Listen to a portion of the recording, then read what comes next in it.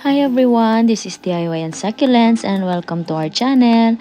And today's video guys ay gusto ko lang i-share yung aking bagong gawang succulent shelf. Ayan, ito yung aking bagong gawa. Actually, mga 2 buwan na nakalipas nung aking nagawa. Kaya lang ngayon ko lang masishare kasi ngayon lang ako nakapag-video. So, ito siya guys. Gawa na siya. Hindi ko na video kung paano ko ginawa. Pero ayan, meron akong mga clippings. So, ayan, tingnan nyo na lang. Ito siya guys. Ito yung aking bagong gawa. Actually, imaginary lang to. Wala akong specific na plano nung ginawa ko to, kaya lang ito na yung kanyang kinalabasan. So maganda naman yung kanyang kinalabasan guys. Ayan. So dito sa pinakataas nilagyan ko lang ng basket. Actually ito nabibili lang to sa 100 yen shop. Sa Daiso ko nabili ito. And dati ko na siyang gamit. Ayan, kaya medyo makalawang na. So pinako ko lang siya dyan. So kasyang-kasya dyan ang 2 paso. So ayan, nagkaroon tayo ng space kahit sa itaas ay hindi natin nasayang yung ating shelf. O, diba? Nagkaroon tayo dyan ng mga 3 lalagyan. So pwede tayo maglagay dyan ng 6 na paso. Ayan. Na pwede siguro mga 6 or 9 centimeters na paso. So dito naman sa pangalawa, ayan, nilagyan ko lang din ng maliit na shelf patungan, tapos nilagyan ko ng wire para hindi malaglag kasi ang nilagay ko dyan is yung mga magagaan na paso. Ayan, yung mga plastic. At dito naman banda rito sa gitna ay ginawa ko siyang layered. Ayan, para ginawa ko siyang hagdan. Ayan, para matutukan talaga siya lahat ng sunlight. Para tutok na tutok talaga. Tapos ang pinaka-importante dyan is naisip ko magkaroon siya ng magandang airflow, lalo na kapag parating na yung aming tag-ulan. Kailangan talaga importante yung airflow. Talagang pag dikit-dikit talaga siya, madaling magkamashi. So ayan ang naisip ko, ginawa ko siyang layered. Ayan, at syempre kahit nasa pinaka-ilalim, pinaka-dulo ay matututukan pa rin siya ng araw. At wala siyang harang, kaya ginawa ko maliit lang yung aking nilagay na shelf sa pinakataas niya para hindi siya maharangan ng sunlight. Ito naman yung sa ibaba. Ayan, so actually wala pa akong planong ilagay dyan ng mga succulents. So actually yan lang muna yung aking nilagay. So medyo malalaki yung space dyan. Ayan, para kahit yung mga matataas na mga halaman ay pwede mong ilagay. Ayan, katulad niyan, nilagay ko dyan yung jade. Ayan. So actually useful ito kapag winter season kasi yung mga mahihina sa taglamig, pwede ko siya dyang ilagay. Pero actually ngayon, mainit na dito sa amin. Umaabot na ng mga 20 degrees. So, hindi ko na muna magagamit yan.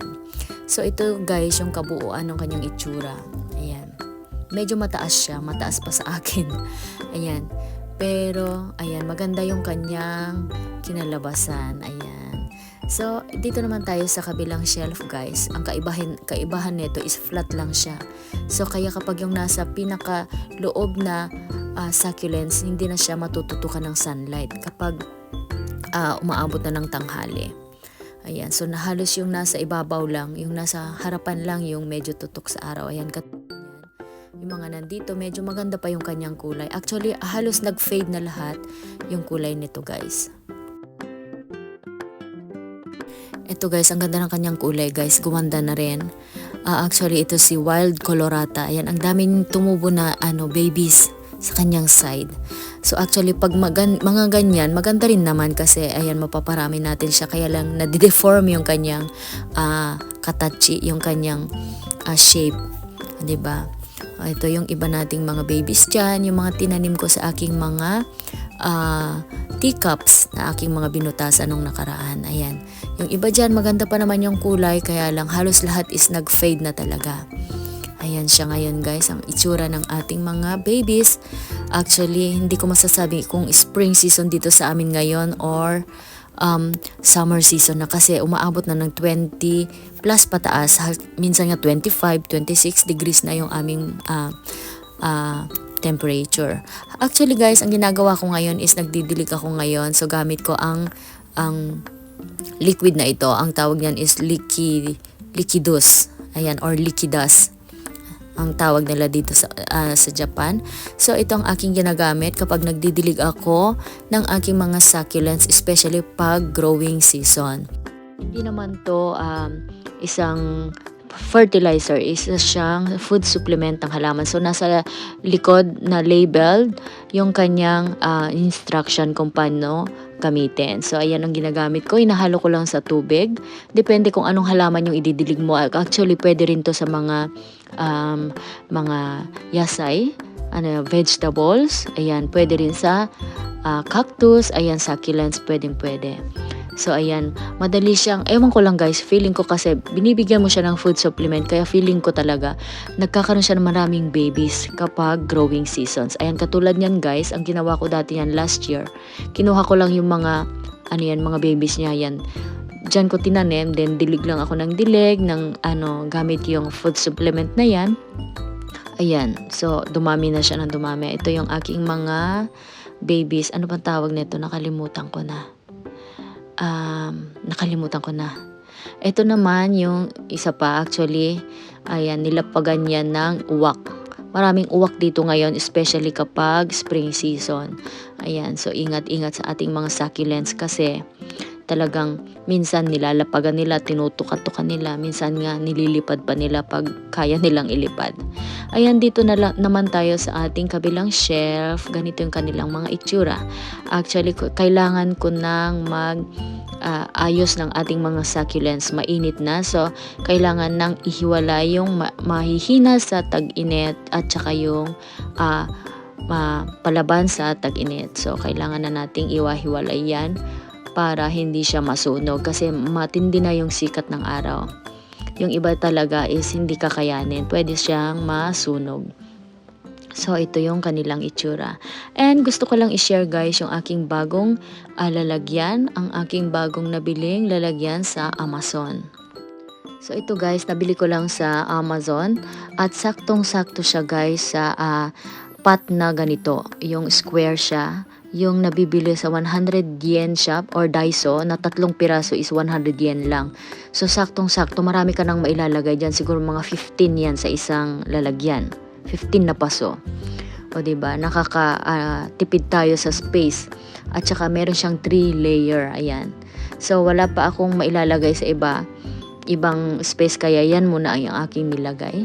Ayan ang kanyang itsura. Actually, ito ang kagandahan nito guys is madali siyang gamitin kasi ayan, pwede mo siyang ipahiga.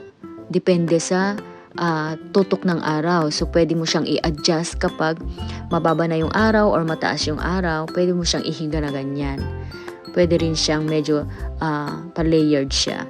Actually, pwede siyang flat talaga. Pwede mo siyang i-flat. So, ayan, tingnan nyo guys. Madali lang. So, ayan. Ganyan siya kapag halimbawa mababa na yung araw. So ayan, i-adjust mo lang. At ang kagandahan nito guys is basket siya. Ayan, pwede siyang tanggalin. Madali siyang tanggalin lalo na yung mga gumagamit ng bottom watering. Ayan, so isang buhat mo lang. At ayan, hindi mo na iisa-isahin yung iyong mga paso.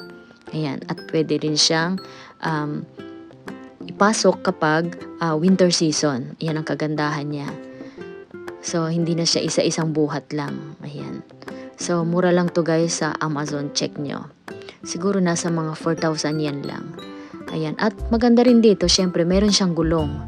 Ayan. Pwede mo siyang madaling ipasok sa bahay. At syempre, meron siyang lock. Hindi siya madaling matumba. Ayan. So, check nyo guys. Ito guys, may gusto lang akong itanong. Andito tayo sa kakaunti nating ionium dito sa part na ito. Itong ating kiwi ay may tumubong bulaklak sa kanyang gitna. So siguro death bloom ba ito guys? Hindi ko alam kung death bloom ba yung tawag dyan. Kasi hindi naman ako nagkakaroon ng mga ganyan sa aking mga succulents. Bihira lang siguro pangalawang beses pa lang to. So ano bang dapat kong gawin dito guys? Kailangan bang putulin ko na yung bulaklak na yan or yung buong stem na yan? Kasi baka madama yung iba. Kung sabi nila is death bloom, baka mamatay daw yung buong yan. So comment below guys kung anong dapat kong gawin. So, ayan lang muna guys yung ating video for today. So, busy-busyhan muna tayo ngayon sa pagpo-propagate ng ating mga succulents kasi growing season. Ayan. So, see you on my next video guys. Bye!